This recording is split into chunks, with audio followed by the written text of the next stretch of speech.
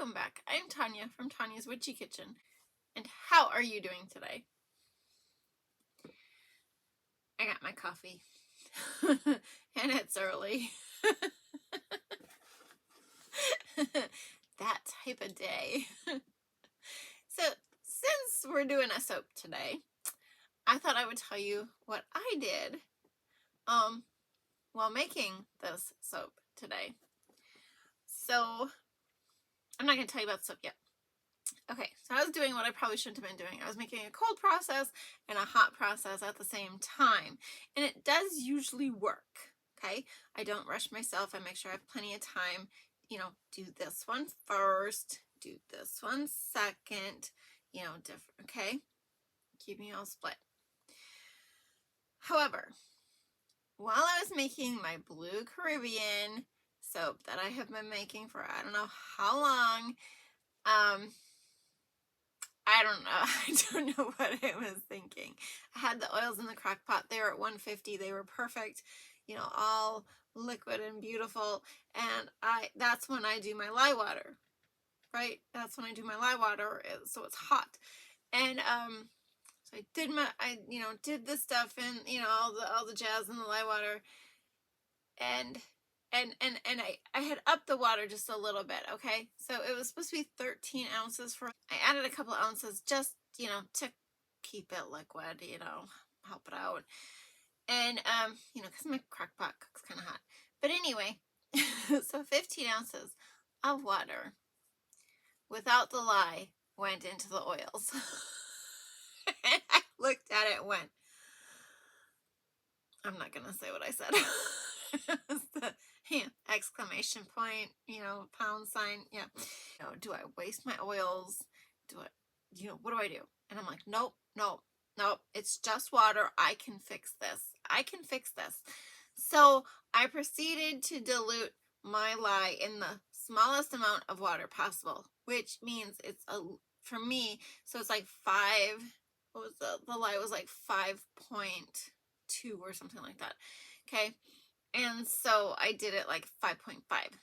Okay, 5.2 ounces of lye, 5.5 ounces of water. Just, you know, give it just that little bit extra, just in case. And, you know, diluted it, got it diluted, you know, poured it into my oils and all that water. So we're looking at 20 ounces of water when it should have only been like 13-ish. And I'm like, oh, this is going to be fun. So I stick blended it. I didn't do a lot. I just, you know, a couple minutes. And then I'm like, of course it wasn't emulsified yet. And I'm like, I'm just going to let it cook. Okay. So checked it every 10 minutes. And I would hit it with a stick blender. And, you know, it seemed to be getting better. Except my crock pot, you know, so it was getting better till it hit like about 190 degrees and it started separating. And I'm just like, ugh. And it probably wasn't separating. It was just too damn hot, right?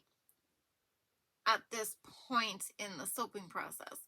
So I shut my crock pot off, you know, and continued to hit it every 10 to 15 minutes with the stick blender. Finally, it cooled off enough and it was starting to, you know, get noticeable that, okay, we're going to hit emulsion here. And so finally, you know, stick blended it, and I'm like, I got this creamy, you know, whatever, it's emulsified. Thank heaven. Okay, turn the crock pot back on till warm and continued to, you know, monitor this thing, and it came out beautifully. So, yeah. Actually worried because it was like, I hate wasting product, first of all. And second of all, especially on something stupid. It's one thing if you're testing stuff, you know, because sometimes you just got to do it. You just got to test it. But to do something that I've been doing for so long, and I was like, this was so dumb. Yeah. But it worked. Maybe I'll show you a bar at the end of this to show you that it did work out. You can have too much water and still make it work. I don't know how that works with cold process. But anyway, today, what are we doing what are we doing today? We're doing the coconut free bar. I don't really have a lot that are coconut free. And I was at a vendor show at this little small town, and this one teenage girl came by, and she was, smelling all the soaps and looking at the labels. Her friend was like, "Are you gonna get some?" She's like, "I'm allergic to coconut." Oh, why don't I have something in my line that is coconut free? Why not? I can do this. I can formulate. I'm good at this. So that's what we're doing today. Coconut free peach Bellini, I think is what I did. 3 things. Dream big, be true to you. You are worth it. And let's go check out this coconut free soap. Okay, so I'm going to start by showing you something on soap calc, because I know there's a lot of people who they just copy recipes from other soapers, so they don't really even go on this, but there's some really interesting things on here. And if you go to soap oil list, well, and a lot of people just look at the fatty acid profile, but that's not really what I want to do here, because when you're calculating, when you're looking at soap qualities and you're looking for a specific thing, you need to go to this spreadsheet. And like, I have this. I love this spreadsheet. If I can get it to do what I want it to do. Okay, so the first thing is hardness. That's what's listed here. So if you're looking for a hard bar, stearic palmitic acid, of course, coconut oil, but we're doing coconut free, so we can't use that. Babassu, so what are we looking at here? Like, okay, I don't have palm kernel flakes. I don't have palm stearin. I have cocoa butter. I have cocoa butter. I have beef tallow. Those would all be great ones for me to pick from. Palm oil's down here. He's at a 50% hardness. Mango butter. Do you see what I'm saying? Okay. So for cleansing properties, this is going to be the harder one because, our coconut oil is the highest, and we're not doing that. Look at that typing error. Babassu we're not using. The coconut 76 we're not using. Palm kernel oil flakes, I don't have those. I could put in some milk fat, tallow from beef, but that's an 8. So you see my cleansing, when it comes to cleansing, but think about this. Cleansing is that really a thing in a bar of soap? You can have 100% olive oil, which olive oil is rare for cleansing. Right down here it's a 0, but 100% olive oil bar still cleans. It's still soap. Do we want a conditioning bar? So oleic acid, of course, that makes everything with oleic acid is conditioning. Castor oil, we could put castor in there. Meadow foam, I don't use that for, that's an error again. Meadow farm oil. Apricot kernel, I have that. I have safflower high oleic. Oleic is really easy to get high on a bar of soap. Almond, canola, safflower, hemp. Okay, really easy to make a good conditioning bar. Bubbly, we know where this is going, don't we? Bubbly. Okay, so we were looking at castor oil again. We knew that, right? What else do we have for bubbly that I actually have? Beef tallow is an 8.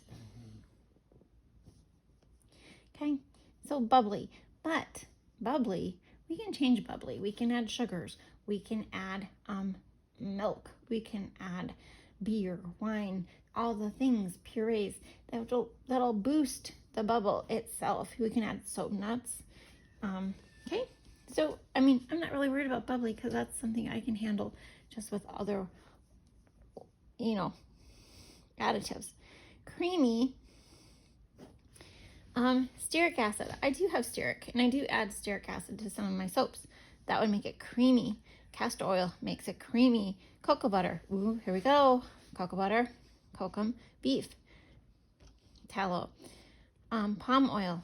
All these things will make it a creamy creamy soap, so they say. I never look at iodine, and I never look at the INS. I don't know. Sorry. So, in making this, let me see if I have my... You're going to see all my stuff on my... Is this what... Nope, wrong recipe.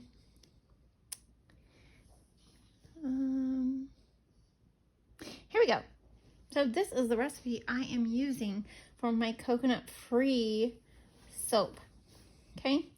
So, lauric 1, myristic 2. That's because there's no coconut oil in here. And I don't have lauric acid, myristic acid, and I don't have the oils that would boost it. You know, they're very short. But that's okay. I'm not worrying about that. Palmitic is 25, stearic is 12. Woo, woo, we're going to have a nice hard bar there, guys. The ricinoleic, well, that's my castor oil up here. And the oleic, 43. Well, I said it's really easy to get. This linolenic, that one you want to keep low. It has to do with, I can't remember now. There's a reason you want to keep that one low. So let's get to the soap and see what happens. Coconut-free peach Bellini. Now, I want you to know something. I double washed all my containers. Okay, I re-washed my stick blender in hot boiling water, my spatulas, everything, because when it comes to peanut allergies and tree allergies, you learn how important it is to clean things.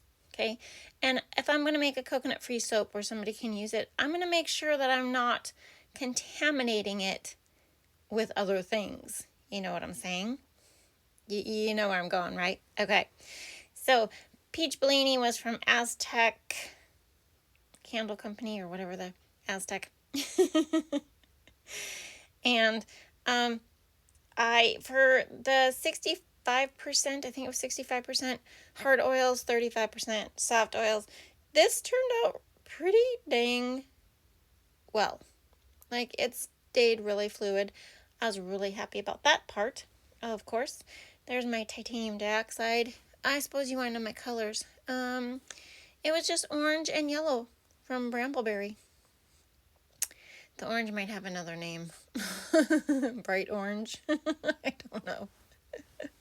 And then titanium dioxide. I just wanted it to be kind of some bright, peachy tones, if you know what I mean.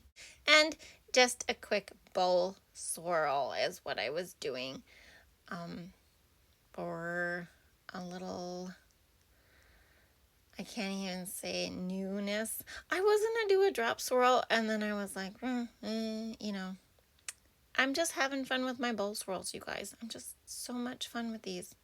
Isn't that pretty? That's so pretty. Isn't it just pretty? Yeah, I mean, this was a quick soap. It was very, very funny. But when you're looking at those